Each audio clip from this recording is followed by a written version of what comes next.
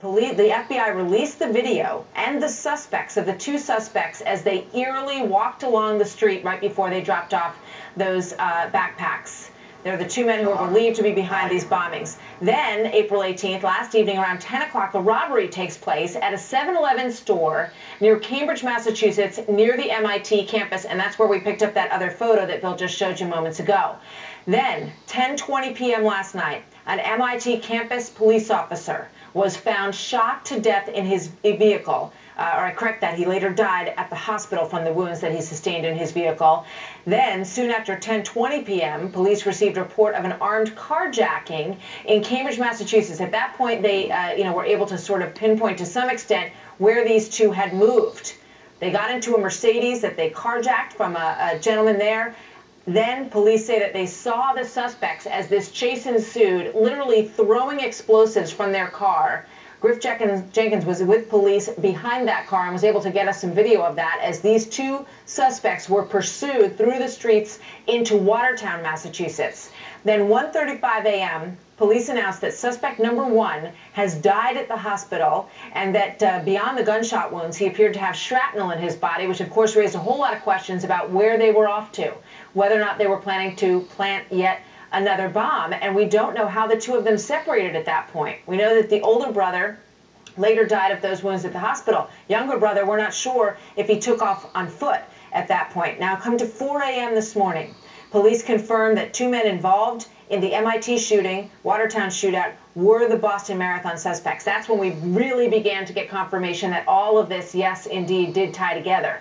Around 4 a.m., authorities confirmed that the suspect number one, who we now know as Tamerlan, the older brother, had died, and that suspect number two was on the loose.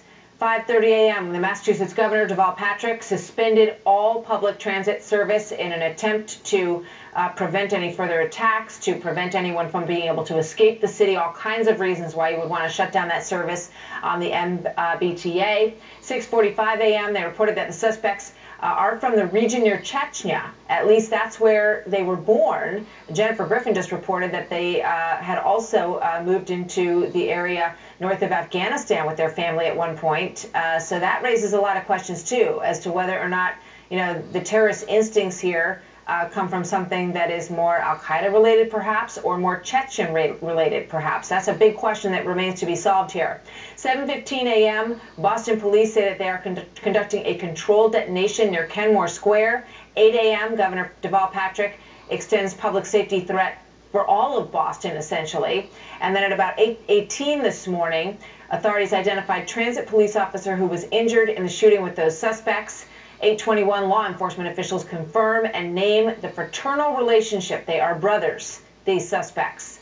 Then about 8:30 this morning, the FAA closed off the airspace over Watertown.